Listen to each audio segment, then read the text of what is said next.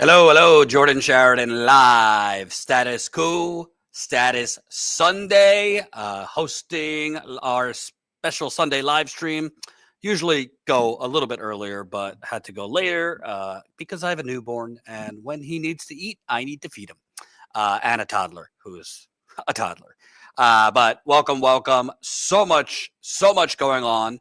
We have been on the ground. When I say we, our great reporter, Ashley Bishop, cameraman, John Farina, have been on the ground down in South Florida covering the dystopian hellhole, what some are calling alligator Auschwitz. I don't know if I would go that far, but alligator Alcatraz, the dystopian, dangerous, inhumane, corrupt, probably illegal new ICE prison.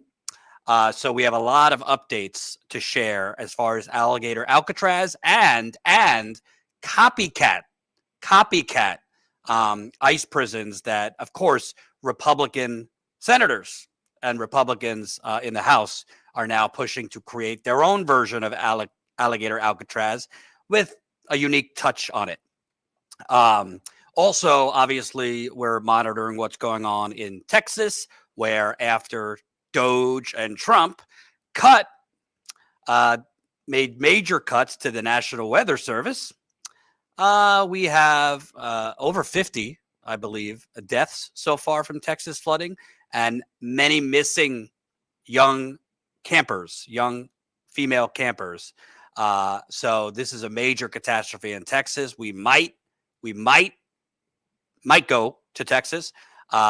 I wish we had the funding to go everywhere. That's part of why we go live on Sundays, to grow our membership, grow more revenue, and expand Status Coup, so we have the funding to go elsewhere. For those of you Status Coup OGers, you know we are independent. We do not have funding from major corporations, the very donors buying off the Democratic and Republican Party, buying off all of our government. Our funding comes from you. So for those of you saying you should be in Texas, well, we need to keep growing our funding to our small dollar funding to be able to cover all of these things. Just being down in South Florida for the last 5 or 6 days, this trip overall between flights, hotel, rent a car, food, probably going to cost us $2,000 to $3,000. So it's expensive to do actual living, breathing, on the ground journalism. Let me make sure I have the exact death count. Death count, Texas flooding. So desperate search for missing in Texas, floods as death toll rises to 70. So this was 10 minutes ago. The death toll has risen to 70, and still quite a lot of missing campers. I'll just read you this. We're not going to focus as much on Texas today, but we are monitoring it. And if we can swing it, we are going to try to go down there to cover it. So let me show you quick, and smash that like button, share this live stream so we can get it out to more people. Hundreds of searchers were combing wide swaths of central Texas on Sunday morning, looking for any survivors of devastating floods, including girls still missing from a Riverside summer camp, as the confirmed death toll climbed to at least 70. And forecasters warned that downpours would continue in areas already reeling. 11 campers and one counselor from Camp Mystic, the girls' summer camp in Carroll County, remained missing on Sunday. The sheriff also said that 22 of those found dead had not yet been identified, including 4 children. Well, this is what happens. Oh, hold on. Sorry about that. This is what happens when you have idiots, when you have small government, i.e. small government. They're not really small government because they love big government and corporate blowjobs for the wealthy, for CEOs, for donors. So they're all good with big government if it's giving corporate welfare to their donors. Everybody else could go fuck themselves, basically. But this is what happens when you make drastic cuts to crucial services like the National Weather Service, like NOAA. They made major cuts to that. You don't get the warnings you need. And by all reports, people did not get the warnings that they needed for these storms and this flooding. They made major cuts to NOAA, which is the National Oceanic and Atmospheric Administration, the Weather Service, and we see what's happening. And now the same people that co-signed those cuts are tweeting out and putting out hollow, disgusting thoughts and prayers. Yeah. You should put out thoughts and prayers, since a lot of these Republicans, and let's not forget Elon Musk, are responsible for this carnage. So it's not that we don't care, but there's not much more I could provide you other than the updates. To be clear, we are live on Sunday. I am live right now, and we're going to have a guest in a little bit. To grow. We come live on Sunday. I have a newborn and a toddler, so it's not easy for me to be live even for an hour on Sunday. To grow. So if you're not yet a paid Status Coup member, we really, really need your support. You could join us for as low as a cup of coffee a month. StatusCoup.com/join. And I will give shout outs as we go here. Usually on Sundays, we've done this for the last few weeks. We've been growing. Generally about 20 to 30 new members. We want to do that and more today. And like I said, I'm going to have a guest in a little bit from down there in South Florida.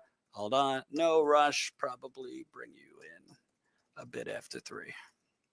Okay. So let me give you an update. As you know, Ashley has been down there doing amazing reporting from on the ground down in South Florida. Before I give you updates, let me show you just one of a short clip from her great reporting. If you haven't seen these clips, this has been incredible reporting. You're not going to see this on CNN, MSNBC, New York Times, Washington Post, other independent outlets. This is Status Coup on the ground, independent reporting. This is her down in Alligator Alcatraz. Okay, I'm going to not just address this to vets. I'm going to address this to law enforcement. I'm a veteran, and I swore an oath to support and defend the Constitution. What that Constitution is, it is to protect the people against the government. If you are out there, I don't care if you're in a community that has signed a contract with ICE. If they are performing an unlawful act, if they don't have a warrant, and you support them, we need to start taking you down too. You are getting paid taxpayer money to protect and serve. So start doing your fucking job. You're not being paid to protect and serve ICE. That contract came after you signed up. Your squad car says to protect and serve. Start doing your job. Start standing up for your community. And if someone's here illegally, fine. Do it the right way. Due process. Stop this mass bullshit. You can stand down. You have a choice. We just saw a leaked Border Patrol meeting, and someone questioned the authority of the supervisor and said, no, this isn't right. That's what it takes. Someone has to stand up inside that department and say, no, we're not doing this. This is not how we do it. I signed up to protect and serve. I didn't sign up to unlawfully go collect people from Home Depot and throw them in a concentration camp. So do your fucking job. Protect and serve your community, and we'll get rid of criminals the right way with due process, and we'll avoid all this other Nazi bullshit. Amen. And that was a interview from a protest Ashley covered on the 4th of July. So we've been live the last several days on a holiday weekend trying to show you what's going on the ground with the people fighting this monstrosity. And, you know, I want to be clear because people just hear the name and they might not, you know, it's catchy and horrific, but this is an outdoor. There's parts of it that are enclosed, but for the most part, this is an outdoor prison camp in a extremely hot. I lived in Florida for a while, including in summers. Over 100-degree heat index with insane swarming mosquitoes that carry diseases, which I'm going to show you in a little bit. So there is the risk of disease, mosquito-borne disease, and it is in the bullseye of hurricanes. We are in hurricane season in Florida. The worst of it typically comes in mid-August through September, but there's already been flooding, and they built this in less than a week. And from everything I could read, and research and people I've spoken with about this, I don't think this is anywhere up to code, not just for building codes, but hurricane codes as well. If you haven't seen, let me just show you. This is flooding, not now, on day one that went on.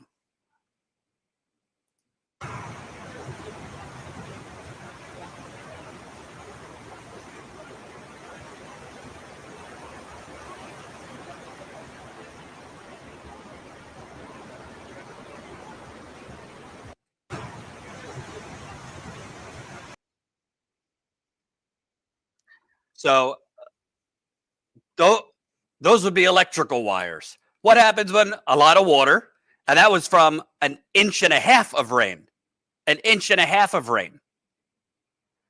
What's going to happen when you have even a tropical storm, which is not considered, crazy bad?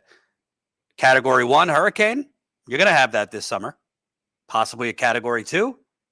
In this area in Southwest Florida, there's been over 20 category 3 to 5 hurricanes in history. How are you going to evacuate potentially thousands of undocumented immigrants? Right now, by all accounts, they have several hundred there, but it's only been open for a few days. It has a capacity for 5,000 beds, costing Florida taxpayers $450 million. $450 million. I want to show you this also. This was state reps, a state senator and a state rep that showed up the other day to inspect. Apparently, the Trump administration, Kristi Noem, Governor DeSantis, they are only letting in basically Trump sycophants to tour the facility. They will not let in opposition party politicians to tour the facility. I wonder why. Let me show you. This was Florida State Rep Anna Eskamani, who was stopped along with another state rep, a state senator, was not allowed in to the facility to inspect. We are here to demand access to this detention facility. Based on reports that we've been able to glean, the site is already experiencing flooding. The first individuals who have been detained with no due process have arrived. And it's so essential when you have hundreds of millions of public dollars being spent on a political stunt that we have the ability to see for our own eyes what is happening and to be the voices of our constituents. We are here to demand access to this detention facility. So they were not allowed in. By the way, Ashley has made contact with her. She'll be doing an interview with her. And Ashley interviewed another state senator. She interviewed him the other day. We're going to post that this week. He was also denied access. So they'll let in conservative MAGA sycophants who blow Trump for a living on the internet. Benny Johnson was allowed in. He was gleefully wearing his alligator Alcatraz hat. These Republicans and these MAGA Trump cult members are literally like wearing alligator Alcatraz merch. This is sick. This is not like a partisan thing. I don't care if you're a lefty. I don't care if you're on the right. I don't care if you're libertarian. I don't care if you're agnostic politically. It's kind of fucked up to get glee off of the thought of immigrants being eaten by alligators and pythons. And I'm going to get to it in a minute, because now Republicans and other states are talking about doing copycat ICE prisons like alligator Alcatraz in other swamp areas. In some parts of the country, they want to create a bear Alcatraz, putting immigrants in the middle, surrounded by bears. The cruelty, the dystopia is the point. The cruelty and dystopia is the point. And to be clear, they're doing this to distract you from the fact that Trump's big, beautiful bank robbery, that monstrosity of a bill, now law, that he just passed, is fucking you up the anus. Excuse my French. They are stripping, at this point, about 17 to 20 million people off Medicaid, food stamps, the largest transfer of wealth in American history from the poor to the rich, massive tax cuts. These things are going to be very hard to unwind, even under a Democratic president. I'm not Team Blue. This is not a pro-Democrat channel. I say they're all corrupt. The Democrats are corrupt. The Republicans are corrupt. But let's call a spade a spade. This is worse than you will get from any Democratic president. You're not going to get much from a Democratic president. You're going to get crumbs. That's what we've gotten from Biden, Obama, and co. Neoliberal crumbs. But this is the largest cut in social services in American history. And they cynically and strategically did it for the worst of it to go into effect after the midterms. And he's trying to distract you from it by bombing Iran, by creating medieval times swamp prisons. It's vile. That's why we want to be on the ground continuing to cover this. Ashley and John left this morning, but we want to send them back. But it's expensive to stay on the ground covering this. And we think, unfortunately, it's going to get a lot worse. With hurricane season coming, we've already covered at the Delaney Hall ICE prison in Newark. We've been on the ground showing you they're not giving prisoners there enough water and food. We fear it's going to be the same thing there. So we need you. We need you to support us as paying members. We're doing our monthly members call this week. So please, please support us as a paying member to Status Coup for as low as $5 a month. I'll shout you out as you sign up. We got to get more members, and we got to get them quick. Not only to go back to Alligator Alcatraz, but to cover the other ICE prisons popping up. I'm looking to hire a full-time producer. That's the next position I need to hire. I want to hire another reporter.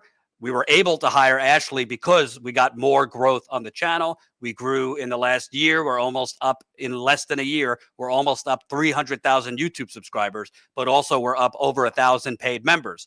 But membership is going towards growing the staff. We don't have corporate funding. So if you want more of this independent, on-the-ground reporting, we need you to support us. I know I sound like a broken record, but I'd rather beg the proletariat and the working class than ever beg corporate fuckers, ever beg a Republican or Democratic donor. StatusCoup.com/join. I'll shout you out as we go. All right. I want to show you another clip from Ashley, and then we're going to show you updates and what's going on. Here is a really powerful interview she did down in front of the Alligator Alcatraz ICE Gestapo prison. I told myself, I'm like, the most patriotic thing I can do if I really believe in this American experiment and like believe in America and where we can potentially go, it's to come here, and this is the most patriotic thing I can do, to stand up for everyone. You asked why I came here today. Sorry, I'm getting all flustered. No, Okay. No, you're good. I mean, again, it's hot out. Yeah. It's extremely hot. It's extremely humid. We're in the middle of the Everglades. We are all being, hungrily eaten at by mosquitoes this whole time. And we've all been out here for hours now. So I don't blame you. You should see some of our interviews and live streams. I get flustered. Okay. So you're good. Another reason too is like I got my bachelor's degree in German linguistics and history. So I spent a lot of my 20s reading extensively about the Nazi regime and its coming to power and what that looked like, and reading personal stories. And I've lived in Germany for a year and a half. I've been to Dachau. I've been to Sachsenhausen. I've seen those places, and I know what's happening. I'm not afraid to call it what it is. This is a concentration camp. The German people, or the German Nazi Party, did not start by telling people, hey, we're going to take people to these death camps and we're going to put them in gas chambers, and that's going to be our final solution to this. They're doing exactly what they are saying now, which is these are just detention centers. We're just going to hold them until we can deport them. Come on. Pay attention. Yeah, I mean, I think that's a very interesting perspective in that, you're not just saying words.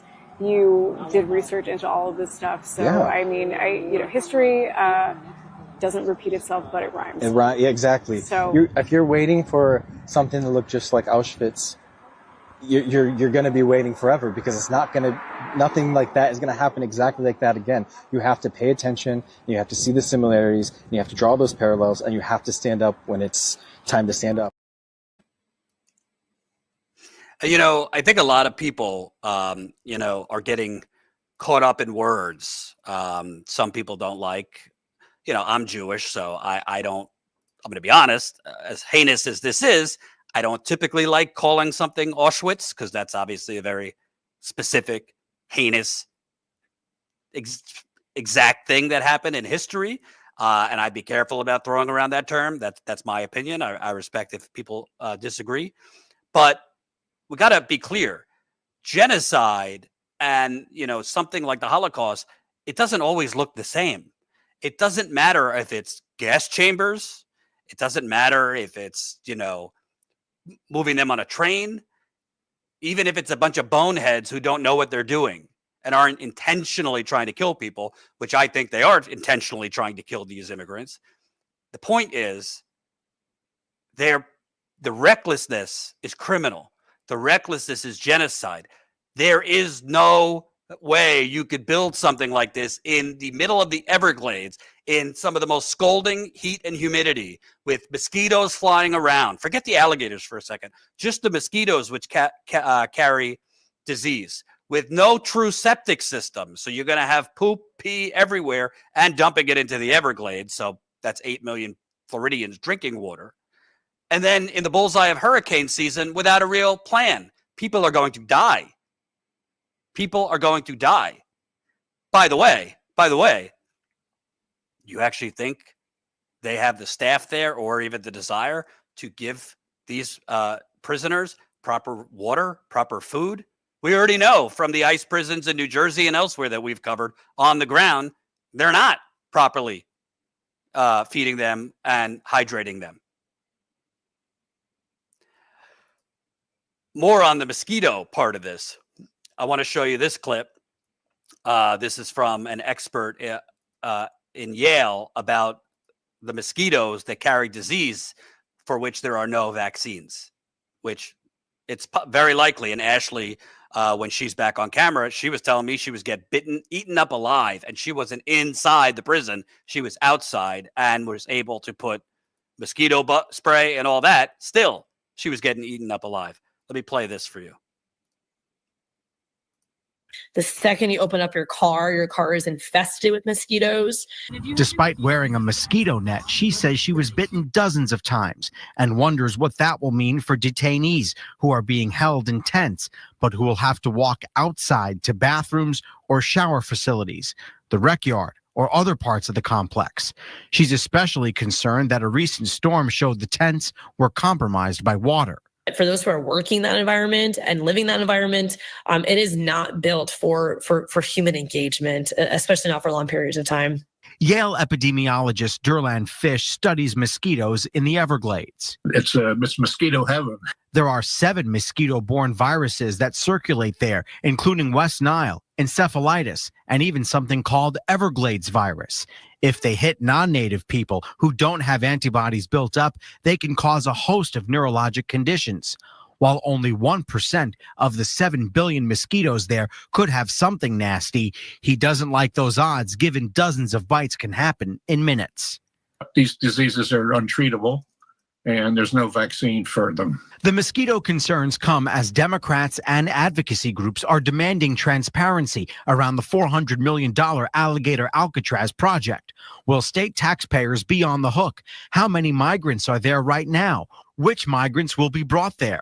How long will their stay be? It is owed to Floridians to know exactly what is happening right there in the heart of South Florida. So beyond the swarming mosquitoes, which will create disease, beyond the heat and humidity, which people are going to get dehydrated, faint, and potentially die, beyond the lack of an evacuation plan for a major hurricane, there was flooding in the facility, which I showed you at the beginning of this, for 1.5 inches of rain. What's going to happen with a tropical storm, which is under a hurricane? What's going to happen to hurricane category 1, 2, 3? You're going to have death. You think the Florida governor, who's got aspirations for 2028, you think his first priority is going to be evacuating undocumented immigrants at Alligator Alcatraz? I don't even think that's going to be his 4th, 5th, 6th, 7th, 10th priority. Even if he wanted to prioritize it, at capacity, this is going to have 5,000 beds. Where are you going to evacuate these people to? It's insane. It's insane. But aside from the human element, the inhumanity, aside from the life or death element, this is a boondoggle. They're telling you, if you live in Florida, and let's connect this to the storm, the floods, which have killed 70 people already in Texas, missing campers. So Doge, Trump, they cut NOAA, they cut the National Weather Service. So you didn't have enough staffers. You didn't have enough warnings about storms in Texas, about flash flooding concerns. So people went about their lives without the proper warning, basically, which is the point of the Weather Service.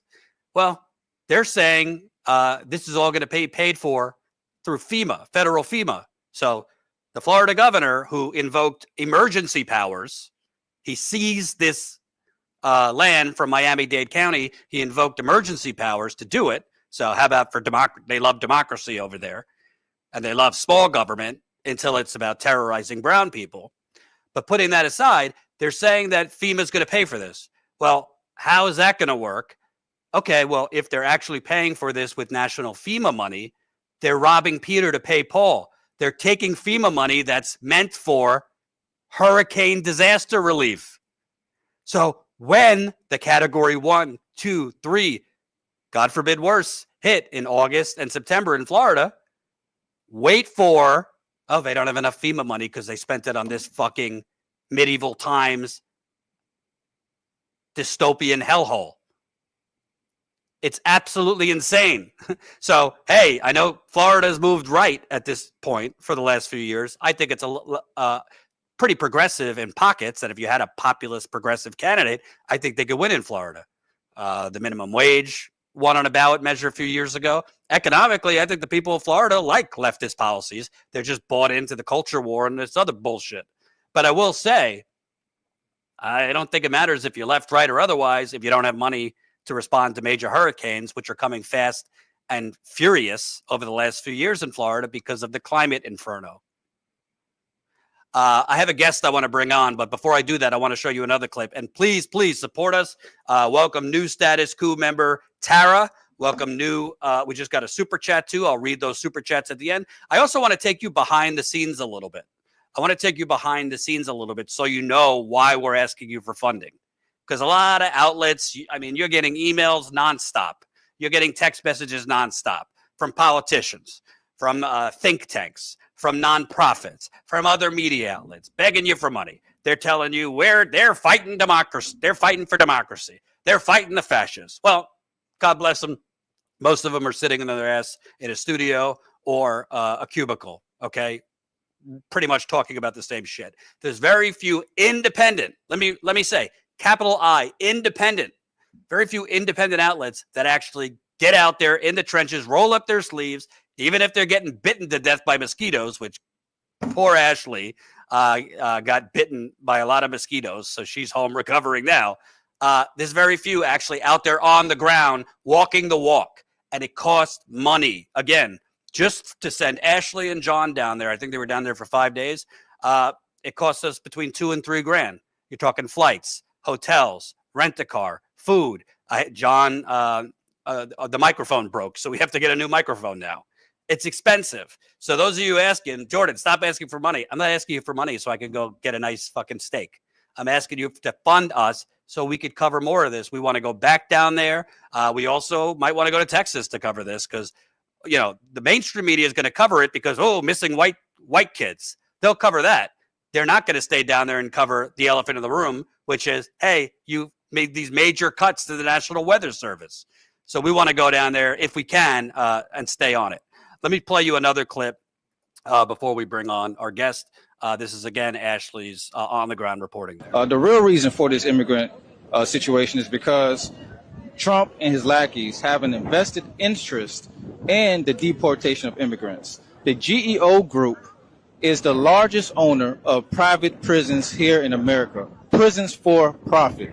And they have an invested interest in the deportation of immigrants because they have a contract with ICE to deport as many immigrants as they can and make billions of dollars in doing so. They are a country that is on the ticker. You could buy stock of this organization, and they are located here, right here in Florida. And I think it's important for all people to recognize this situation, to look through the curtails, to see the truth about is really the real narrative here, which is about deporting people for profit and putting money in their own pockets. And we'll show you in a little bit. There's quite a few contractors that just so happen to be donors to the Florida Republican Party making bank off of this facility. What do you call that? No bid contracts? Last clip, and then I'll bring on our guest. This is a national park.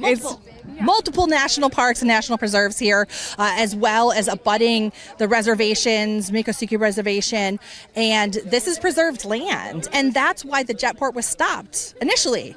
That's why it had been sitting here all these years, is because the ecological damage that would have been caused to this area by having what they wanted to have, which is the world's largest airport here, would have been devastating to the wildlife here, devastating to the water that people drink in Florida, especially it's sitting right on the South Florida aquifer, right? The people in Miami would not be able to have clean water, not to mention critically endangered species like the panther. This is panther habitat, and it's preserved here so we can have the wildlife for years to come, to have this amazing, beautiful place in our country that deserves to be protected, and that my children and my children's children deserve to see. So that was Cindy Banyai, who I am delighted to welcome on now from down in South Florida. You helped us kind of behind the scenes. That's another thing.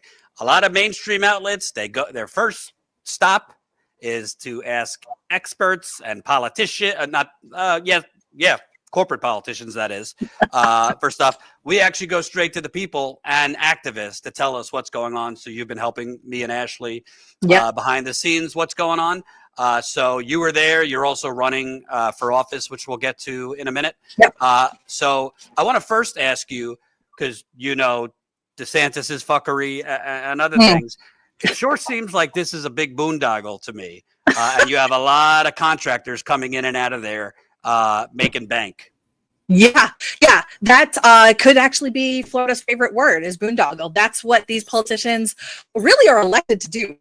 Yeah, there's folks, DeSantis donors.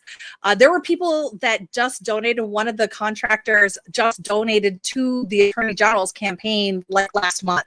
And then they get this, wonderful no bid contract. I mean, it's disgusting. But yes, this is definitely a boondoggle. This is definitely like a oligarchic takeover of Florida, the fascist state of Florida, which is something I've been saying for a long time, but it's handouts to donors and handouts to big corporations, and it's gross. And I want to read a little bit of this and get your thoughts. You and I have kind of spoken about this off camera, but it kind of seems like you don't have to be kind of like a meteorologist or an expert to understand that putting a giant outdoor prison right in the bullseye of hurricane season could have deadly consequences. I'm not going to read the whole thing, but this is from the Washington Post. The hastily constructed detention camp in the Everglades that began processing detainees late this week has already flooded once, may not meet hurricane codes. I would remove may, and is not officially approved or funded by the federal government. So that's what I was saying. Wait, Floridians, till you're paying the bill, because I don't think FEMA's paying for this. Experts say detainees and staff will face more common hazards than the swampland terrors gleefully envisioned by state and national Republicans to discourage escapees.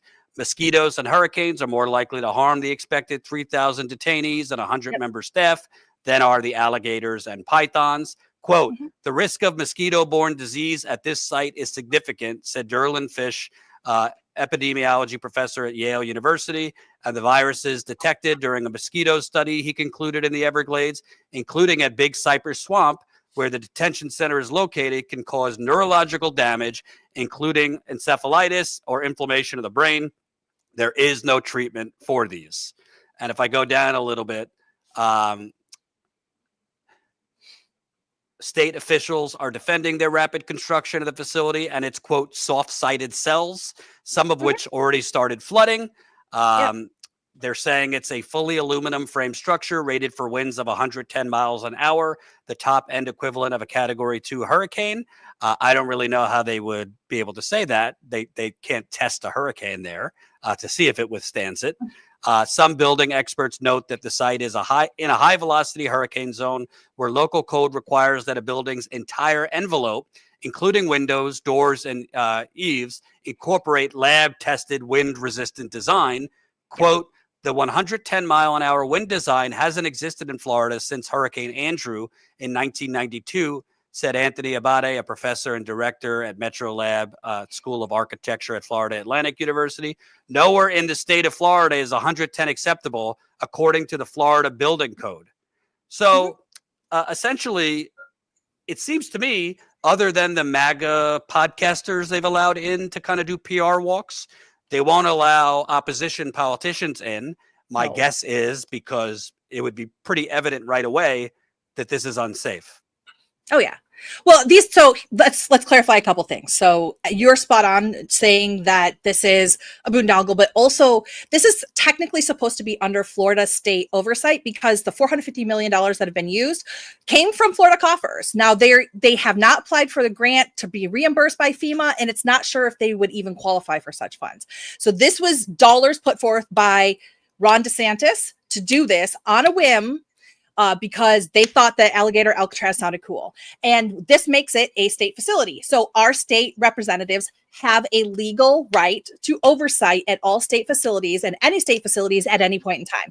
So a group of Democratic lawmakers, including Chev Jones, Anna Eskamani, Michelle Rayner, and Carlos Guillermo Smith went down and they were refused entry into this facility, citing safety concerns, et cetera, and so forth. It was all obviously complete bullshit because they just didn't want to show them what was really going on there, because these tents, okay, are actually disaster relief tents. Now, I'm over in Fort Myers, by the way, so I've been through Hurricane Ian, I've been Helene, Milton, Irma, and these are the tents that contractors bring in for disaster relief after a hurricane, okay? They are not designed to withstand actual hurricanes, okay? They come in afterwards when you have no buildings, no electricity, no water, so they kind of pop up, okay, so that you can have food and shelter and do processing essentially for administrative. I had worked on the disaster food stamps after Hurricane Milton and Helene, and these are the exact same tents that we were using. They are not meant for long-term anything, let alone living facilities or long-term processing facilities. They not only are all these regulations that they're talking about just ridiculous, but it won't even stand a single part of a hurricane because the wind resistance is only part of it. The flooding is what kills people in hurricanes. The storm surge is what kills people in hurricanes. And it's in the middle of a swamp. So what's going to happen and what happens in Central Florida every single time that a hurricane comes through that area? It's life-threatening flooding. And so that's what you're going to see at Alligator Alcatraz or Auschwitz, however you want to call it. And also, even if you wanted to give them the benefit of the doubt that they'll try to evacuate these folks, I mean, if it gets up to 2,000, 3,000 people, where exactly are they going to evacuate them? Correct. Do they? There's no other way. There is one road that runs in front of this facility. This is the other thing that, like, I'm not sure people really understand. There's one road that runs in front of it. Okay. So, and if you go east, you're going to Miami, right area. And if you're going west, you're going over to Naples. Oh, and one point of clarification, by the way, this is not on Miami-Dade land. This is on Collier County land, Naples. Okay. Naples is in Collier County. They just slid it in. They didn't even ask anybody on the Board of County Commissions or any other regulatory body in Collier County about this facility. It is state land. And they were so impressed with themselves that they could just do it without any sort of oversight from any sort of local body or state legislature that they want to now do this all over the state of Florida. We are going to become the concentration camp capital of the United States. And I'm going to get to it in a little bit, but I think the cruelty is the point. So now you have Republicans gleefully talking about, let's create a bear Alcatraz, where in Montana and other places we'll just put an ice prison surrounded by bears. Yeah, again, it's a cartoon like this. Right.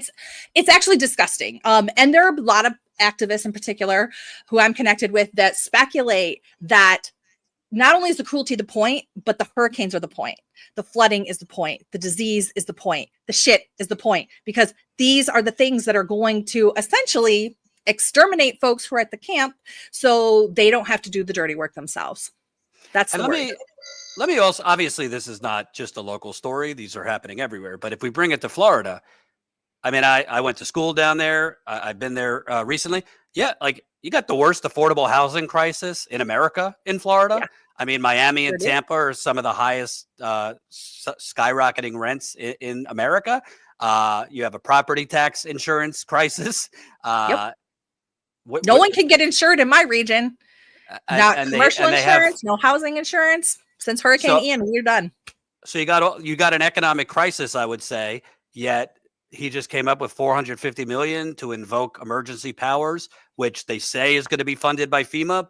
And even if it is funded by FEMA, that's coming from hurricane disaster relief. So it just seems like one way or the other, the taxpayers of Florida are paying for this, not FEMA. Oh yeah, 100%. And that's what is so grotesque about this as well. And for a state, and all states, by the way, are required to have balanced budgets. And there's legislative oversight, right? That's the key. You can't just come in and spend money. The federal government has fiat power because it's a currency creator. Okay. So they have a much bigger latitude to respond to hurricanes and emergencies, right? That's actually why FEMA is run by the federal government, right? Because there's different financing mechanisms. This is like way wonky stuff. I'm been a professor of political science for over a decade. So I could get into all of this kind of stuff if people really want to. But the difference is that states don't have the capacity to maneuver like that. They have a certain budget. They have a certain amount that they can spend. And if they're not spending it there, they're pulling it from something else. So you're absolutely right that funds are going to have to come from something. We just don't know what yet. And could you kind of shed light? We have other clips we're going to show, but you were just down there for a couple of days. Can you just take people inside? What's the weather like? It's extremely hot. The mosquitoes, and the goal, the point which you said on camera. But if you could elaborate, it's virtually impossible to create a septic system for human waste. Just take people inside what it's like there. Yeah, so this facility is on ground that floods all the time, because that's what this is supposed to do. The Everglades, the river of grass. This is an area that has water coming in. Okay, so that is a reality all the time, and you cannot build a sewage. You cannot have running water because you can't dig for those types of things because the ground is either limestone or sand. And you cannot have a septic tank, which is what you would have if you had a large facility out there, right? As far as I know right now, they are using incredibly expensive, by the way, porta potty kind of things. I don't know where they're going to be dumping those, because in order to make those function, they're going to have to basically be taking them, trailering them out like 50 some odd miles in either direction. So no matter how you look at it, this is going to be an ecological disaster because of the human waste, because of the fecal matter.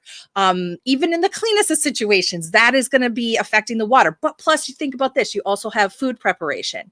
You're going to have plastic waste. You're going to have laundry and shower waste. Okay. That's going to create additional havoc into the environment there. And also disease. The fecal matter component is really ripe for disease as well. So we can monitor that to a certain extent by watching how many cattails grow around it.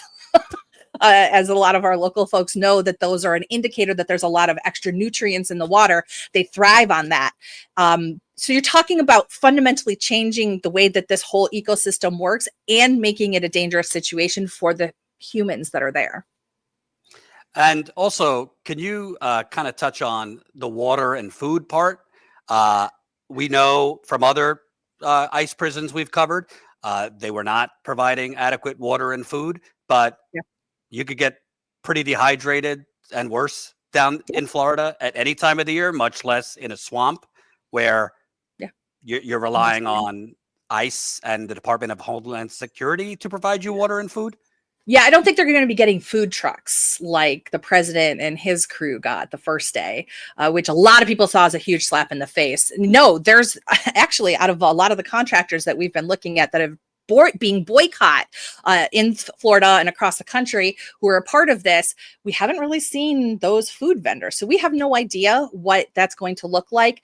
There were some really weird big storage drums that were going in. Some people speculated that that could be for freshwater containment or jet fuel or some other strange nefarious thing. We really don't know. Those types of plans haven't been really fleshed out. None of this has been fleshed out. Let's just be honest about this. This is just an entire, not a boondoggle. This is political theater. They're getting off on the name, right? That's why they built this. The idea, oh, the alligators, blah, blah, blah. Who cares, right? But they are doing it because it's funny, because it's a way to own the libs. And they don't care how many people are hurt. They care about selling the merch and the photo op. And that's the other grotesque part about this, is that this is not about human life. This is not about due process. This is about doing something for political purposes, and they don't care what the outcomes are. And I want to point out, thank you for clarifying. This is in Collier County. It's also right in the middle of several native reservations. I covered Standing Rock. I was there for many months. You had sacred burial grounds being dug up. Yeah. You had, water, wildlife interrupted. But the Seminole, and I'm going to botch it, Miccosukee. Yeah. They already had to leave the Miami area when that developed. So they were moved to the Everglades. Now they are building up a, ice Gestapo with alligators right in the middle of their reservation, where they have ceremony, where they have their ancestors buried. Let me show you part of Ashley's interview with just one of the native protesters there. There's a lot of different protesters down there. You have environmental activists, you have indigenous folks, you have immigrants' rights. So it's kind of a mixed bowl, but it's all connected, obviously. But let me show you just this clip. We realize that this is not just an environmental issue. That is a very big part of it, but this is these are humans. There's human trafficking. There's kidnappings happening. There are people being torn from their families. There are young mothers who will not be able to raise their children. And there's people who will never be able to become an elder. And these are indigenous people with medicine, with culture, with love, with communities. And they don't deserve to be ignored. There needs to be some sort of respect towards the tribes that are putting tax dollars into the Florida economy. Unfortunately, we send those people lots of money, and what are they doing to us? How dare they? How dare they? This is not their land. This is our land. This is native land. This is Seminole, Miccosukee, and indigenous people who are working, who are living, who are living our lives here. You were down there, obviously. You saw that there was a lot of indigenous protesters, but can you kind of just touch on that point? We've interviewed a couple of them. We have other interviews we're going to be posting this week. But, I mean, they're already enduring not the best life, and now this. Yeah, so these folks have been pushed into ever smaller reservation lands. And if you look at the map where the Miccosukee lands are, it's very, very small compared to where they had, traditionally been. And this particular place where the camp is in Florida state land. So they've already taken it, right? We had the Everglades National Park and Big Cypress National Preserve are both federal lands as well. And unfortunately, even though there was preservation focus in that, some of the traditional places that the local tribes had used for ceremonial purposes that they found sacred were on those lands that ended up in state and federal control. There usually was some kind of agreement between the tribes and the jurisdiction to allow access to it, but that is diminished and clearly not a priority for this administration, both federal and in the state of Florida. So the other thing to consider about this is that what happens in that one spot in the Jetport camp is going to affect all of the other land around it. Okay, so it will affect the tribal lands as well, because it's water. Water goes where it wants. Water doesn't stay in one jurisdiction. It goes out, it goes down. And if something is affecting the water there, it's going to affect the water all over the place. We're talking about pollution on a mass scale. And I want to make a point here too, because I'm actually been dragged a little bit online for this. I will say 100%. I have a long time background as an environmental activist here, everything from red tide to, storm surge to poop in the water. I was actually a big poop in the water candidate when I ran for city council last cycle. However, I want to point out that I was in the Everglades at the protest with those indigenous youth and Unidos Immokalee because of the human rights issues. We were brought there today brought there for that protest because there were folks who only wanted to focus on the environment. Okay. I was not one of them. I was there because I wanted to support the youth indigenous voice as they stood up for the human rights violations that were sure to come at what is this concentration camp in the middle of the Everglades. Okay. So the environmental issue is something that has broad appeal because I know that 100% of the people want 0 parts of their water to be poop. Okay. It's a pretty safe political issue. Okay. But we can still draw attention to all these different things because it's bad no matter how you slice it. There is nothing good about alligator Alcatraz, except for the fact that MAGA and all these horrible fascists think it's good. They get a political win in their eyes, but there's not a single other thing. There's not a single other person with the soul who thinks that this is good. And I'll just say, I mean, Ashley was down there. I wasn't, so I don't, it's her story, but not my first rodeo. From Standing Rock to Flint to many other things. I can't remember one story where there hasn't been some type of squabbles between activists and different things. Whether it's the left, right, working class, climate protesters, there's always going to be drama, beef, difference of strategy. But at the end of the day, it's not one or the other. I mean, these are all connected, whether it's the environment, the inhumanity, the indigenous aspect of this. They're not separate. They're all together. So I would say anybody trying to close off one form of protest or one of the, core parts of this, cut it out. and the fact of the matter is that there is a lawsuit that's been filed on environmental grounds, right? And that seems to be a place where people can get a legal foothold against this. And that's what we should do. There's going to be plenty of other cases that we can, go after with this as well. And we should hit them every single place that we can. Right. And I will add, and I will take off my glasses for this part. Do you see any other outlets out there doing what we're doing? I do not. There were outlets there on the day it opened just for the shock of it all so that they could cover Trump's little demented tour. Kristi Noem, gleefully talking about it. And then they left. They're not sitting there talking to environmental activists. If they are, they're cutting it up into 10-second sound bites. They're not talking to the indigenous folks. Ashley drove about 2 hours away to do a story in a migrant community that is facing this ICE terror. Okay. We were down there for a week. Yeah. We don't have the funding of CNN. We don't have the funding of the New York Times. And by the way, local media in Florida might as well be the swamp. It's awful. I remember because I used to work at Fox back in college in Florida.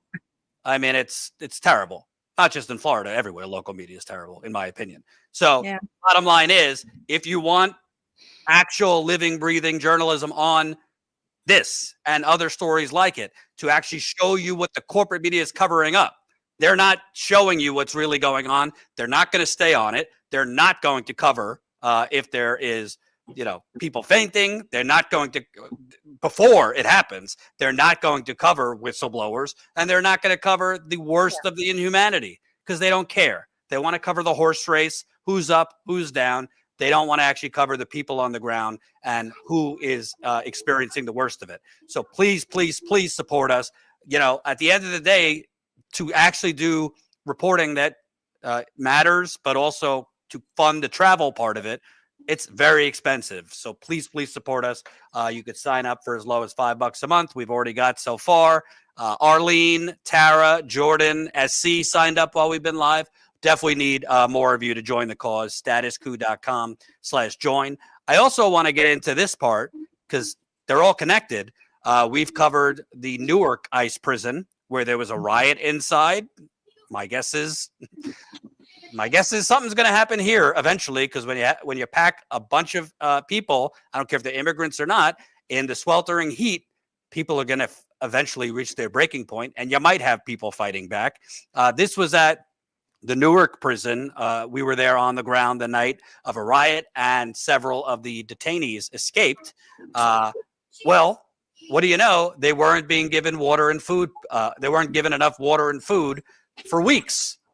This is in New Jersey. What do you think's going to happen in the swamps of Florida if this is what's going on in New Jersey? If you haven't seen this, here we go. You drank it already?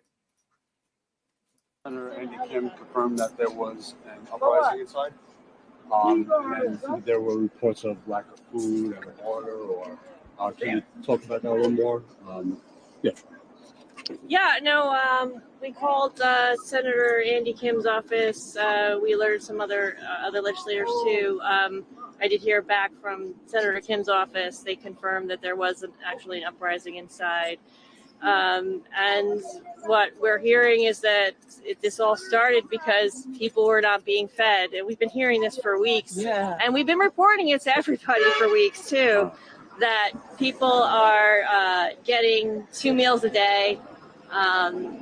Sometimes the meals are ramen noodles. What we heard today is that it was either a single hot dog or it was 2 slices of bread and a bottle of water. Jeez. Was what they were served for lunch, and they hadn't eaten in 20 hours. So, and the meals are not regular, so it's like they could be fed at like 6 or 7 o'clock in the morning and then not eat again until 10 o'clock at night.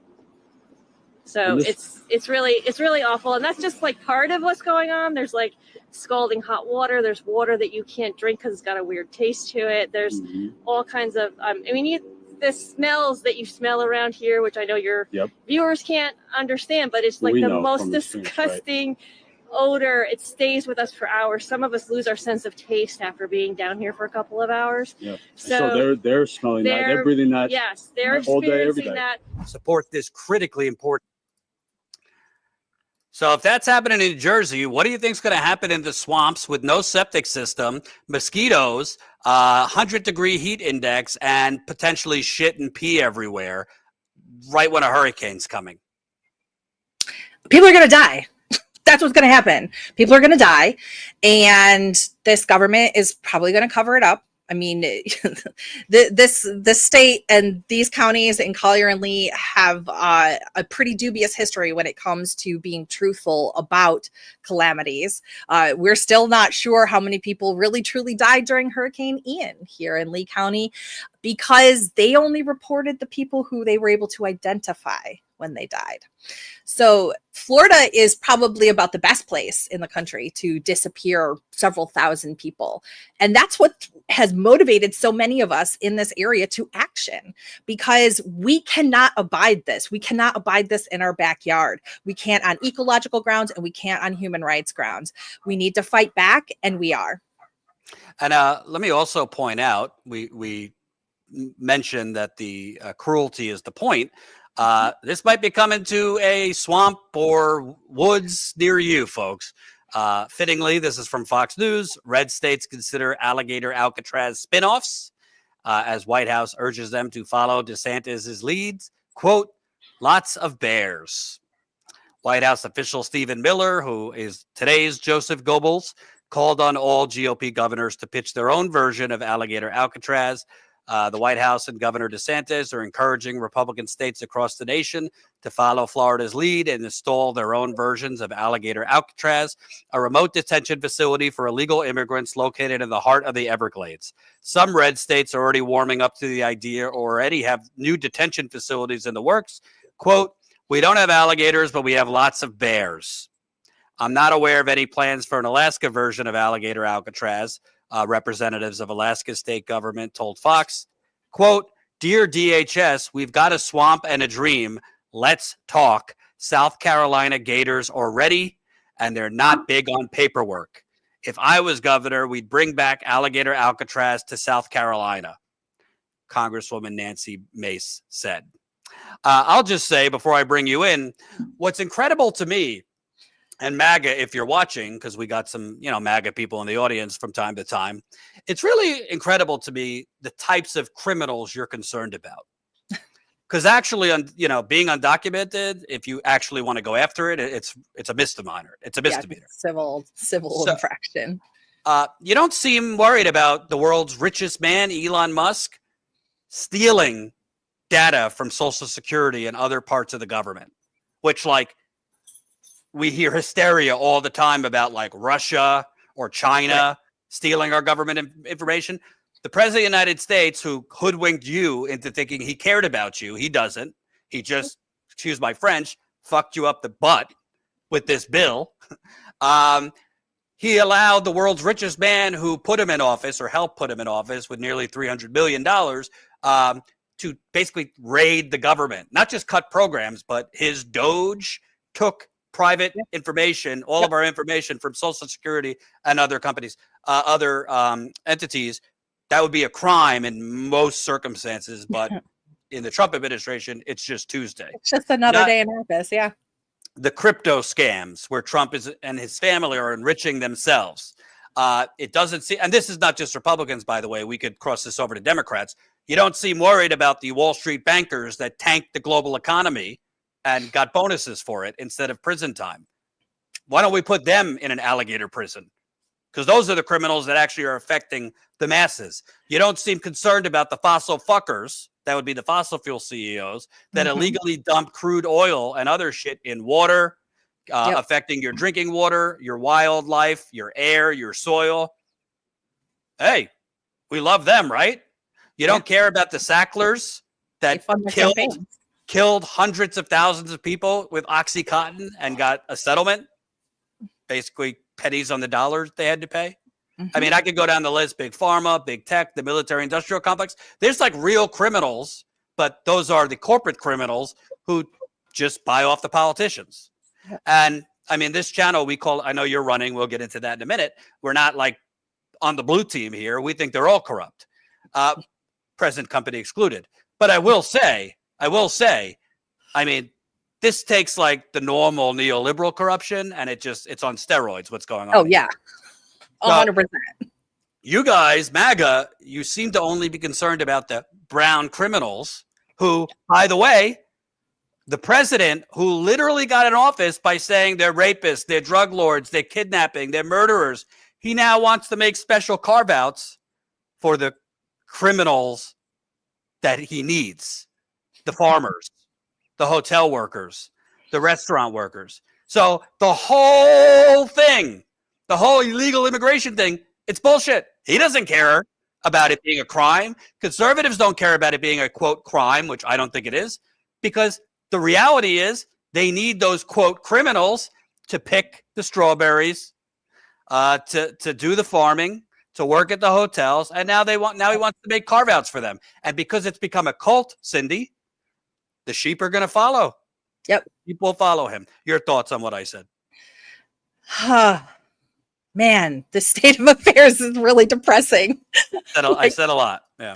I was like, what do I want to pick up on? Yeah, I've actually been really disappointed for a very long time on the American acceptance versus disgrace of criminals, right? So somebody who, whatever, had some kind of petty theft versus a huge, white collar criminal. The white collar criminal seems to be getting off easy. Listen, I'll give you an example. I just did a huge event here in Fort Myers for a nonprofit, and we had a heck of a lot of problems with the city because my partner in this was a Black man who was a returning citizen. Okay. Had committed a crime, went to prison, got out, is starting his life. One of the major nonprofits in my area just named their new executive director, who was Jack Abramoff's right-hand man. Okay. He's been lying about this for like the whole decade that I've known him. I just found out about this. Okay. But he's a white guy and a Republican. And nobody seems to care that he was complicit in the largest political fraud in America's history, that he built tribes for $80 million, and that 12 Congress people went to prison because of the bribery scandals that him and his boss, Jack Abramoff, had a part of. We made that guy the executive director of a nonprofit right here in Southwest Florida. But the city wouldn't give my partner and I a permit for the event that we wanted easily. It took us fighting. Okay. So that has been like rolling around in my mind for a long time in terms of the way that we deal with different types of crime. It seems to be okay if you're a white guy with white collar crime, but if you are a black or a brown person, then whatever you did is the worst thing possible. And this is rooted obviously in our disgusting systemic racism and the institutions that support that. And that's actually kind of what we're seeing with the Alligator Alcatraz. This is just on steroids, the for-profit prison system that we've created across this country. It's the same players, frankly, that are involved in it, and they want to make a lot of money off of it. They're already rolling in the dough, and it's disgusting. It's been disgusting, and now I think it's really on everybody's front porch. And I want to also show this clip, which I thought was important. Again, Ashley's been down there for the last few days interviewing Native Americans, environmental activists. She also went to a migrant community where they are being rounded up. We'll have parts of that this week.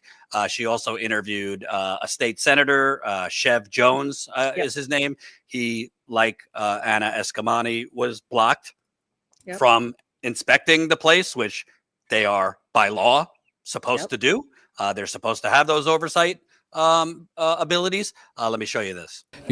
They've had illustrations, of how Alligator Alcatraz is going to be surrounded by, water, which essentially has pythons and alligators. Pretty much is just, there's a lot of predators out here in the environment, and it kind of reminds me of like medieval times. How like in medieval times, like when they had castles, they would have protective barriers like moats.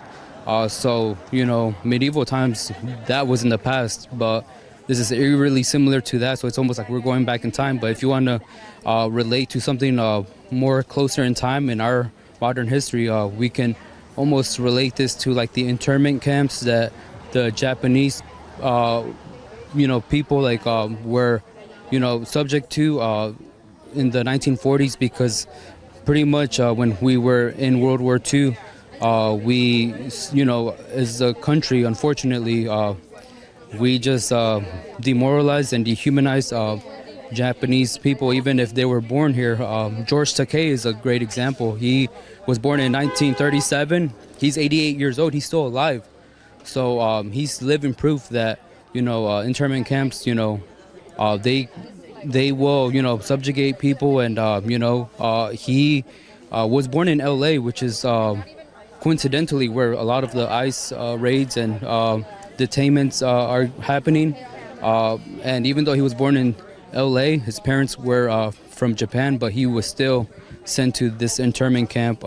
So this is what this reminds me of, is like an internment camp. A lot of people are saying it's like a concentration camp, and essentially it is. And I forget the community, but he is coming from a community that has a lot of people getting rounded up by ICE. I will point out, I don't want to be dramatic. I don't want to be over the top, but I said this from the beginning of Trump 2.0. You think this is going to stop with undocumented immigrants? No. I mean, even before Trump, they were calling environmental protesters eco-terrorists. Yes. They were starting to beef up from misdemeanors to felonies, protesting oil pipelines.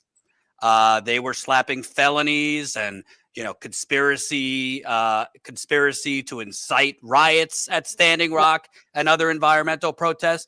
They were passing bills in Florida, in Louisiana, or proposing bills to make it legal to run over protesters. Yep. In Florida. Okay. In Florida. And now you have Trump openly joking. I don't think he's joking about not only running for a third term. I would start preparing for that because his Supreme Court seems to be pretty flexible on the Constitution and the law. But he's talking about, hey, maybe we need to start deporting American citizens, criminals. Well, so I was going to say, go ahead. We know that there are 3 Americans being held at the camp right now. There are 3 American citizens at the Jetport camp right now. I did not know that. So you're telling me something I didn't know. Can you say a little bit more about that? So we don't know. I mean, obviously I have a network of activists and intel and things like that. And that's one of the things that we've heard. So the folks that are there, we don't know the total number. We don't think it's at capacity at the moment. We think it's, a couple hundred people have been brought in so far, but we have heard that there are 3 American citizens there, and we don't have any way to contact them, help them, or get them out. And by the way, I mean, we know that they have wrongly snatched up Americans over the last 6 months. I actually found out Friday, someone I know, their cousin, who's American, was snatched up by ICE in Georgia. I did a video several months ago. They were detaining Native Americans for 9-10 hours, not allowing them to call their family, use a phone, because apparently they can't tell the difference between Hispanic, Native American. This is what we're dealing with here. They have wrongly deported Americans, and they are doing it. Cancer. Yeah. Right. And when you actually poll, including Republicans, when they are polled, it seems to be less favorable on it when it's not criminals, when it's just their neighbors. And Trump, this whole time, was talking about, we're going to go after the criminals. The reality is there's not enough criminal undocumented immigrants to meet the quota that his, resident bigot Stephen Miller wants to meet. There's not enough of them.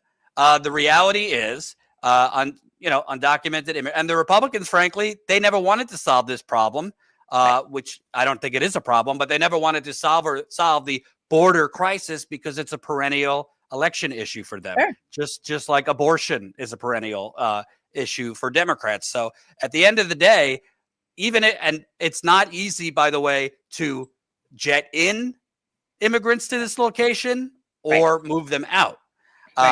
So yeah, we're gonna stay on it. It's hard.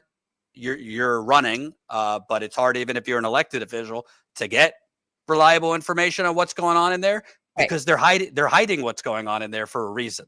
They're hiding what's going on in there for a reason. Can you talk a little bit about, because you're getting a lot of compliments in the chat. Oh, nice. Tell folks a little bit about you, what race you're running for. You're running for state assembly there. Which area? And hey, I'm going to keep it real. I'm not impressed with the Democratic Party overall response to Trump. I think Hakeem Jeffries is weak sauce. I think most of them are corporate puppets too. If you want to beat, phony populism like Trump, you do it with real populism. Offer universal health care, offer a actual minimum wage rate, offer real investment in the climate inferno. I mean, the bill under Biden, tax credits for renewables would have been nice 15 years ago. So anyway, you got to walk before you can crawl. But my point is, you're running as a Democrat. Do you think the Democratic Party is doing enough nationally? And what are the local issues you're running on there in the Fort Myers area? Listen, I got enough enemies right now. True. I did throw the party under the bus too, but okay. Let me start with one piece before I jump into all of that. One is that about Stephen Miller and trying to eradicate all of the immigrants in this country is absolutely horrific. I do think these are precursors to genocide, by the way, tons of these things that we've been seeing. And I know that political folks are next in line, because I have already seen the PR campaigns that they've been planning against activists and people like me, calling us terrorists. And that's the next step to throwing as many of us who stand up and speak out into the camp. So I just wanted to throw that out there. If they don't have enough criminals right now, they're going to create them. Okay. This whole, their criminals line is going to be with us. It's just going to apply broadly to everyone, unfortunately. So, and I don't want to interrupt you, but let me just point out, Stephen Miller is invested in Palantir. Palantir is the Peter Thiel Gestapo surveillance state, essentially, yeah, they're basically creating a central database to spy on all Americans. Peter Thiel, he was one of the PayPal founders. Palantir has helped the NSA spy on Americans, and they're getting massive contracts from the Trump administration.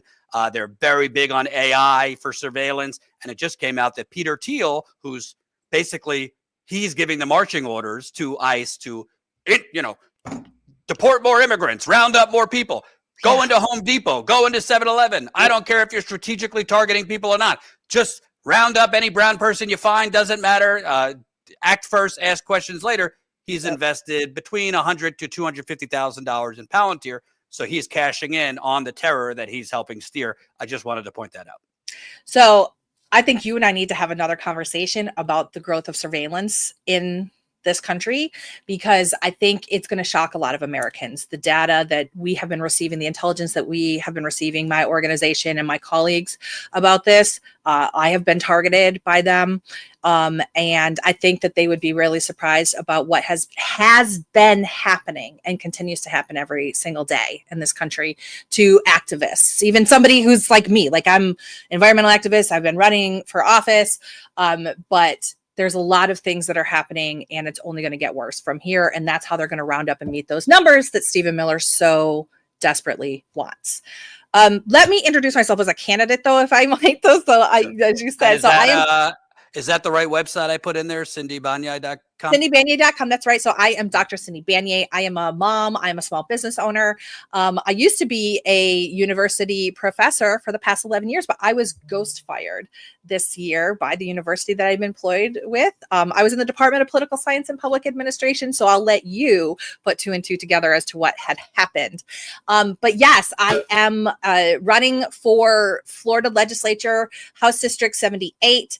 I am doing this because I am on a quest to stop fascism and its growth in the state of Florida, as well as to provide people-focused policies to make us able to live our lives, have houses, have education for our kids, and be able to have health care, even though all of these things are eroding underneath us. The person who's holding my seat right now is, she was the author of the 6-week abortion ban in the state of Florida, and she's basically just a rubber stamp for Ron DeSantis, and was the sponsor of the democracy killing bill that essentially will make it impossible for anybody to do citizen ballot initiatives across the state of Florida. So significant role in rolling back democracy in this state. And I am running for the people, and I have been positioned as the opposition candidate. I've just learned to live with it. That's because I ran for Congress in 2020 and 2022 against Byron Donalds. You don't know him, we'll have a conversation about him another time too, because he's a very interesting fellow. But I have used and built this platform so I can talk about all the things that are happening to real people in Florida as these policies are being inflicted upon us, and to break this corruption network that we have. It's really quite disgusting. The no bid contract is like law in the state of Florida, and I've seen it behind the scenes because I had spent 15 years as a nonprofit management consultant. So I worked helping people make their communities better places. And I really think that that's what we need to do. And that's what I've been very invested in. And for people that don't know, essentially the no bid contract, I mean, DeSantis is just handing out contracts for this ICE prison, whether it's water contracts, food, if they're giving them food, plumbing, you name it, to donors, to donors. Yep. Oh yeah. Yeah. Like it's nothing. That's what everybody does here. They'd say it's just the way it is here in Florida. And I don't think it should be that way. So I've been fighting this for a very long time. I like to describe myself as being 1 foot in, 1 foot out of the party, to be somebody who can, talk about the issues that are human focused issues. Yes, we need to have housing. Yes, we need to have health care. I do not take corporate dollars. Nobody would invest in my race anyway, because the state has been carved up, red areas, blue areas, and that is how the parties like them. And I have been fighting against that from the inside, from the outside. I'm trying to move the conversation towards focusing on good policy and good politics and people. And that's, I have been fighting in these areas in terms of, like I said, environmental activism for a really long time. I'm a healthcare advocate as well. I almost lost my daughter to a rare blood disease when she was an infant, and that was a big part of my congressional campaign, talking about making sure that we are not going bankrupt. Americans go bankrupt all the time trying to save their loved ones' lives, and it's disgusting, and it doesn't have to be that way. And I think that is one of my biggest messages when I am running for office and talking to people about it, is like, it doesn't have to be this way. You don't just have to say, oh, corruption is what they do here. No, we don't have to have it like that. Oh, we just have polluted water. No, we don't have to have polluted water. We can stop this, right? Oh, healthcare is just expensive. No, I lived in 2 countries that had universal healthcare. It was amazing. And we can do it. It's just bad politicians and money in politics that keep us out of the game. Absolutely.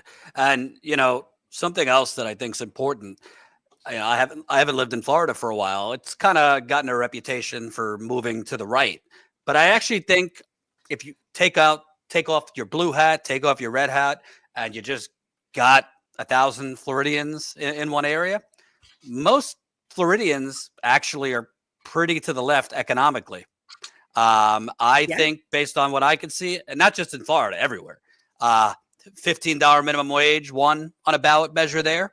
Yep. Most people think the rent and the mortgage is too damn high. The property tax is too damn high. Can you kind of talk about, it's thought of that, oh, Florida is no longer a swim state. It's moved culturally to the right, or just in general moved to the right. But I think part of that is because the Democratic Party hasn't really given strong enough, bold policy proposals, which not just in Florida, everywhere, allows people to get sucked into the culture war and bullshit like this. Yeah, absolutely. So first of all, the numbers in Florida, the elections are beguile the numbers. Let me say that. So we're gerrymandered like crazy. Okay. And for both our state legislature and our congressional districts are gerrymandered. And even though Republicans have won the outset across the state, it is because we did not have strong, bold candidates who were running for any of the state offices. There is a comfort that folks have. I mean, listen, this is an older state, and those are a lot of the folks and the donors, especially the Democratic Party. And they seem to think that a Republican convert white guy is the way to go. And unfortunately, they are the only ones that believe that. And so that is kind of part of the problem with the Democratic Party right now, is not only just in the state of Florida, but across the country, is there is this sense of safety, right?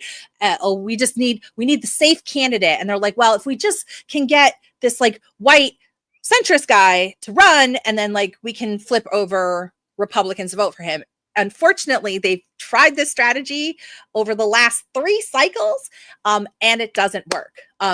They actually don't flip out. They don't flip Republican votes. They either get Republicans to stay home, or they boost their own turnout. And the best way to actually boost your turnout is to have an inspiring candidate. And you think about the Obama era and things like that. Actually, guess who was somewhat of an inspiring candidate themselves, who was able to flip 50,000 votes and move a district in a point without having any money to do it, by the way. And that was me in 2020. And I think that we saw other candidates like that, like Gay Valamont here in Florida. She was able to inspire people. She was able to flip votes, and she was working. Her whole team was working on the ground. So it can be done if you talk about real policies for real people and you put in the work. The unfortunate thing for us all as, politicians and candidates is that there's a lot of people with a lot of money who still wag the dog. And it's unfortunate because you're right. Like I actually had in my first campaign a policy that was like the veterans policy, right? This friend of mine who was a Republican, who was conservative and a veteran, I said, what do you think veterans need? It's healthcare. It's a living wage. It's good jobs. It's the same thing of the most progressive platform that you can find was what one of the most conservative people I knew wanted on their platform. So it's not that these are losing policies. It's that we have losing politicians. Yes, and I would say a losing party, as Bernie Sanders infamously said. The corporate Democrats would rather go down to the Titanic as long as they keep first class, which I think is pretty accurate. I want to show this clip. By the way, I hope we're helping. Your clip that we posted on Instagram has 500,000 views already. So everyone, check out Cindy Banya. Did I pronounce your last name right? Banya? Yeah, it's all right. It's Okay. my ex-husband's name anyway. I just kept it. It keeps me. I already got the branding, but Cindy Banya, yeah, Instagram. I was very happy and surprised and shocked. I listen. I knew I have been the poop in the water candidate before. Like I said, it is the issue that we can all agree on. We do not want poop in our water. So when you tell people that, it gets some attention. Actually, in the state of Florida, you'd be pretty surprised at how much poop there is actually in the water all over the place. Well, I will tell you, and this is for somebody who's reported in Flint 21 times. I'm planning my 22nd trip soon. Published a book last year, We the Poisoned. Brush off my shoulder, just won 3 awards for it. But I will say, 11 years later, they still have toxic water in Flint. Don't believe the bullshit you hear from the EPA and the state representatives. I'm talking to residents every day. They still get brown water. They still have smelly water. They still have rashes. That's 11 years later. Okay. Yeah. You got 8 million people that get their drinking water from the Everglades here. There's been attacks on the Everglades for forever. I mean, big sugar, big oil trying to build this airport back in the 1960s, which would have been the biggest airport in America. Fortunately, that was stopped. But big industry has been attacking the Everglades forever and ever. But if you have a prison with thousands of immigrants plus staff and no real septic system, which is not possible to build there, you're gonna be pouring shit into the water, and it's going downstream, and it's going to affect a lot of people. So there's very few issues that we're able to kind of take off our tribalism. Most people don't want to drink shit. Yeah, they don't want to touch it. They don't want it in their homes. And actually, that's what we're talking about, by the way. So if you add the flooding in, so you're talking about flooding shit water that people are going to have to be living in those tents. So this is like ecological disaster, just right there. But yeah, here's the thing. There is so much shit in the state of Florida in all of our waters. The most exclusive neighborhood here in Fort Myers, where I live, has a shit creek that runs through it that has hundreds of times more fecal matter bacteria in it than what is allowed by the state of Florida for human contact. And by the way, it runs through my daughter's high school. So they're out there in the marching band right next to us. It has aerosolized hepatitis A, COVID, rhinovirus, flu A, flu B, all of that good stuff. It bubbles up from the water because there's so much shit in it.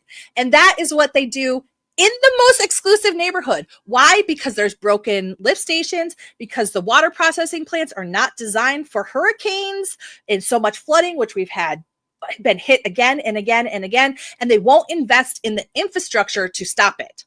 And that is just here. You rinse and repeat almost everywhere else in the state of Florida, but they don't talk about it. Actually, our water processing facility just got done negotiating with the EPA because the EPA had put so many violations on them and told them to fix it, and they just couldn't. They didn't have the money to fix it. It's been like 5 years. And they just were like, oh, we don't know what to do. We just keep backlogging shit into the water and shit into the river and shit into the aquifer. So yeah, I've decided that this is what we're going to talk about because we can all get behind it. No one wants to drink shit. No one wants shit water backing up into their house when it floods. And we can have that. That can be a reality if you get politicians who will actually do the work, get the investments, fix the infrastructure, and do their fucking job. Well, this is a good segue. Let me play another clip. Again, on the ground, living, breathing, independent reporting. This is Ashley and John on the ground for us this week. We want to go back to Alligator Alcatraz. Unfortunately, to me, this is no pun intended, the calm before the storm. I think right now is kind of like where people need to be blaring the sirens.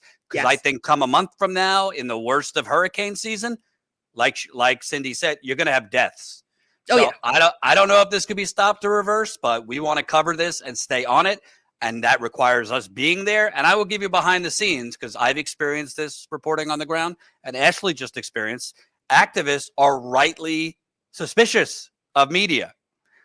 Indigenous activists, environmental activists, they're suspicious of media because most mainstream media is propaganda. Most mainstream media is going to cut up what you said into 10-second sound bites or distort what you said.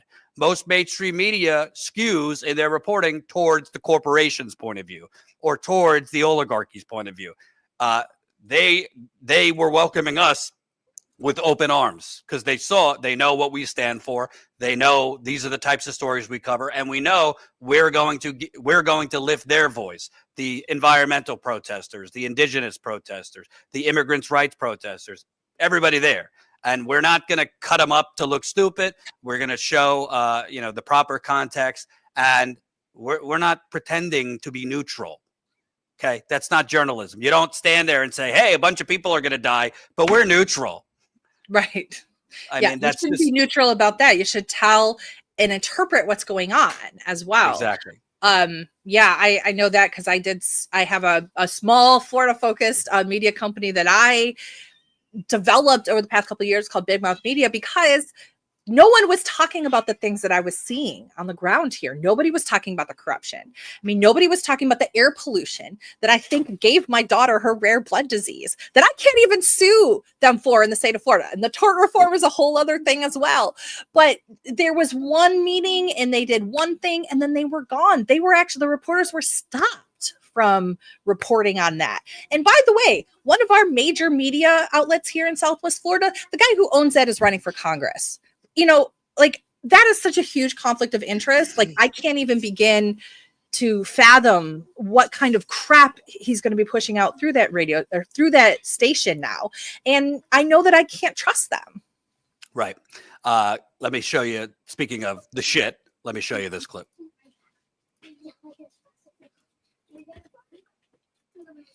We have such this low amount of regulation around our environmental issues already. I'm not surprised that their plan is just to dump a bunch of shit in the Everglades. Where's their poop going to go? I hate to ask the obvious question, but there's no septic system here. It's, not only just the weather itself, they want to torture people with that, but just the sewage situation that multiple people have already brought up. You can't put septic tanks in the middle of the Everglades. People come here, they go on airboat rides, they go see the alligators, they kayak, they stand up paddleboard, they go to the beach. And you think about how delicate it is in terms of being a system. We got 1,000 people. You're going to drive how many miles? 70, 100 miles? The logistics of this are stupid. What happens when you put people in an environment? There is poop, there is pee, there is lots of other kinds of waste. Where are we going to go? So how many more trucks are going to be driving down this road, right? Or are we just going to dump it in the Everglades? I don't know. There's not been a plan. This has been put forth as political theater. The creeks and the water that flows through Big Cypress down to Everglades National Park into the Biscayne Aquifer, that's our drinking water. So that was Cindy, another activist. I think her name was Gloria or Glory. And what's super alarming to me, think about 450 million on a state level. That's a lot of money. Yeah. You know how much affordable housing can be built with $450 million? You know how much food for the vulnerable, nutrition programs, educational programs, retrofitting for solar, renewable. They just snapped their finger. The governor, Republicans are small government, right? He invoked emergency powers, $450 million, farted it out of air for this. But these are the choices they are making for an imaginary problem. I'm not saying immigration is not an issue. If you're in a border town, obviously there's been issues. It's not that there's no criminals that come over from other countries. If you live, in the Arizona area or in the Texas border, obviously there's been issues in some communities. But this is not the crisis they want you to think it is. And by the way, why are so many of these people fleeing to America? For the school shootings? For the concert shootings? For the 60% of Americans now, according to new polls, don't have enough money for a medium standard of life? You now need $114,000 annually to afford a medium home, a medium income home. No, a lot of them are fleeing here because we fucked up their countries through the drug war, sanctions, and other things. Sure, some of them are coming for the American dream, but Central America, South America, America has really devastated a lot of these countries. I just think it's really sad because, it's 4th of July weekend. This country could actually be great if we didn't have oligarchic sociopaths who seized it. Before I let you go, anything else you'd like to say? And what you said you have a network of activists. Obviously, we can't confirm everything because there's secrecy and we don't have transparency. But so far, from what you know, we believe there's a couple hundred detainees in there. As far as we know, there's not a built-in water system, so they have to bring in water. Tell folks before you go what we know there and what you encourage folks to do. Yeah, so the best of my knowledge, I have seen reports of just a couple hundred folks. We have heard that there are at least 3 American citizens who are being held there. We do not know what type of access to representation that these folks have had. We do not know what kind of access to food, water, or sanitation that these folks have had.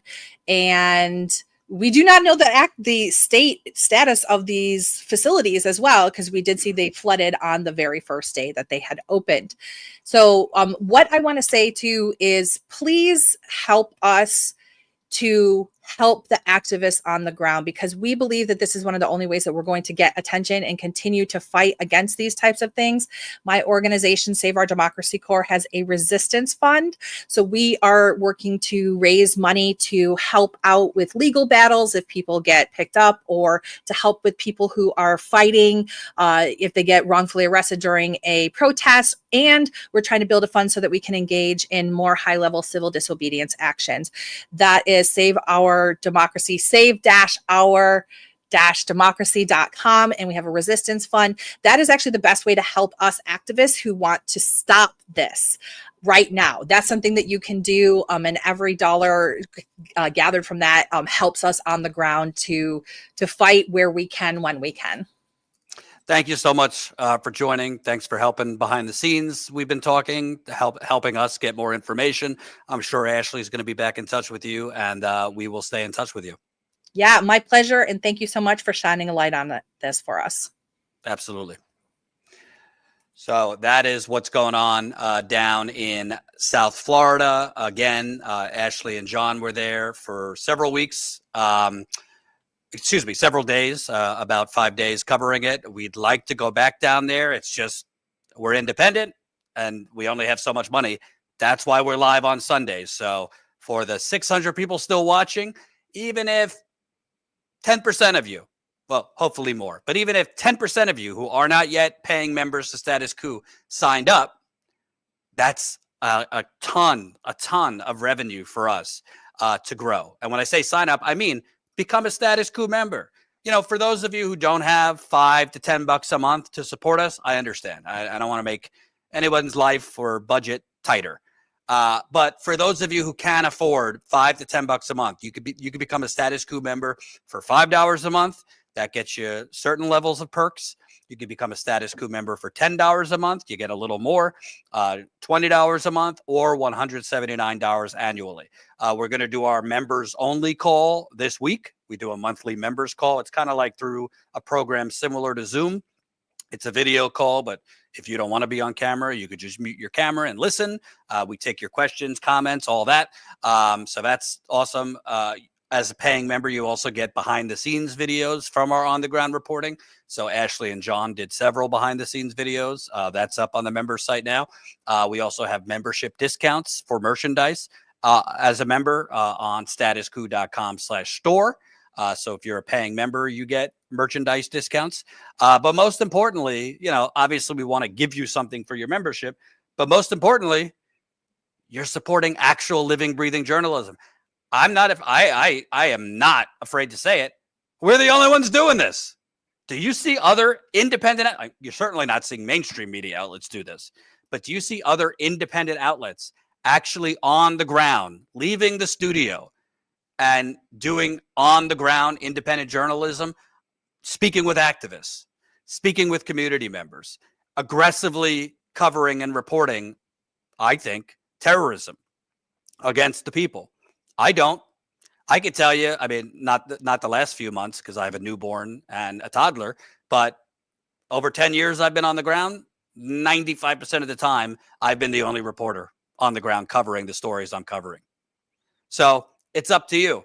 If you want us down there covering this, if you want to keep a spotlight on this, if you want us to cover other ICE prisons, if you want us to cover other protest movements, if you want us to cover other environmental genocide, we have covered the ongoing Flint water crisis. We've covered the East Palestine disaster, which I'm still talking to residents who are sick, and I want to go back there. We've been covering the Central California disaster with the lithium battery fire that contaminated a whole lot of the farmland that makes America's vegetables and fruit. So we have a lot of new subscribers. You might not even know half these stories because we've been growing in subscribers. We're almost at, let me look right now. We passed 468,000 subscribers this morning. So we're almost at 470,000 subscribers, and then you start sniffing 500,000. And we just passed 200,000 in August of 2024. So if we could get to 500,000 YouTube subscribers by the middle of August, that will be an increase in 300,000 subscribers. And to be clear, we have done this without funding from United Healthcare, without funding from Amazon, without funding from any big bank, without funding from any big nonprofit, without funding from any big think tank, without funding from the corrupt donors that buy off the Republicans and Democrats. We had an investor in the beginning and an investor semi-recently that we maintain editorial control. So to me, the proof is in the pudding. There's a lot of outlets that say they're independent, then they take big money, and all of a sudden their tune changes. All of a sudden their reporting changes. All of a sudden their commentary changes. All of a sudden they seem to shift to the right. For those of you OG status quoers, have we changed at all? If anything, we've become more angry, more righteous, more aggressive. And to be clear, this is not a Democratic Party channel. This is not a Republican Party channel. This is not any of that. They're all fucking corrupt. We live in the United Corporations of America, God damn it. That's how you have alligator alleys. That's how you have alligator Alcatrazes. So please, please, if you can, support this reporting. You're not seeing people like Cindy on CNN. You're not seeing the indigenous people we interviewed, on independent outlets, on podcasts. You're not seeing the local activists and community members featured because the mainstream media pretty much exists to maintain the status quo. That's why we exist. Let me go through some of these. Happy Maker, $20 super chat. Thank you so much. Jordan signed up as a Status Coup YouTube member. Thank you. Thank you, Jordan. SC signed up as a Status Coup YouTube member. Thank you, SC. Christian, $5. Thanks for keeping us informed. Thank you. Brian Todd, $5. Thank you, Status Coup, for what you're doing. I appreciate it. Let me see on the website side. We do, if you're going to sign up, we do appreciate it if you sign up to our website. YouTube, we can't get your email if you sign up on YouTube. And we don't really want to be overly reliant on YouTube because, as you know, YouTube sometimes likes to nuke channels, either demonetizing channels or just removing channels with zero due process. So if more of our members are on YouTube, what happens if YouTube nukes us one day? Then we're fucked. We lose a shit ton of our members. So that's why we'd rather have control of our members' information through our website. So we have your email if you're on our website. And if the worst happens and we are kicked off, which I don't expect to happen, but you never know, at least we still have our stable revenue coming from our members. Welcome. New Status Coup members signed up. Dylan, Arlene, April, and Tara. So that's 4 members on our website. We definitely could do better than that. So please, please, please sign up if you can. StatusCoup.com/join. StatusCoup.com/join. We're going to have more of Ashley's reporting throughout this week from Alligator Alcatraz. We're going to be jumping back on a couple other stories. Let me read some comments before I go.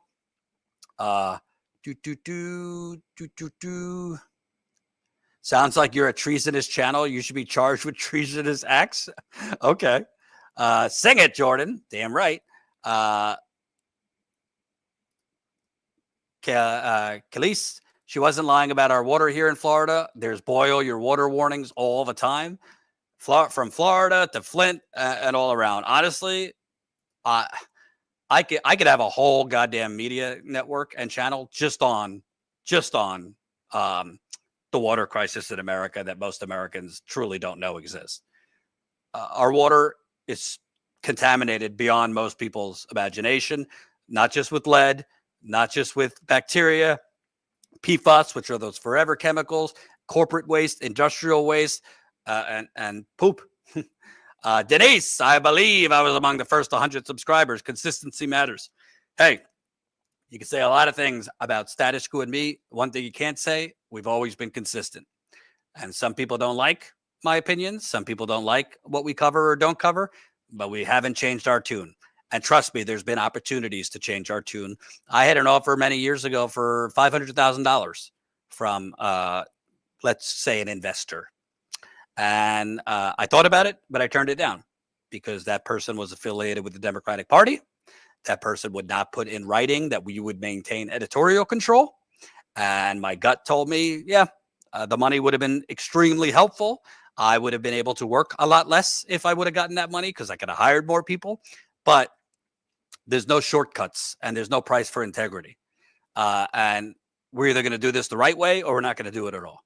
We're either going to do this independently, truly independently, or we're going to shut down and I'll go do something else. I'm not interested in having to answer to any of the fat cats for the Democratic or Republican Party or corporate America. No, thank you. All right, let me see if I got anything else before we go. All right, I think that's it. I got to go tend to my toddler and newborn. Thank you for joining me this Sunday. Thank you to Cindy. We'll be back at it tomorrow. Remember, we need your help. The bottom line, if you're not yet a paying Status Coup member, what are you waiting for? We're not just talking the talk, we're walking the walk. All I'm asking for is $5 a month. That's 16 cents a day. StatusCoup.com/join. You could join us for as low as a cup of coffee a month. Support the journalism we need in the country. Have a good day.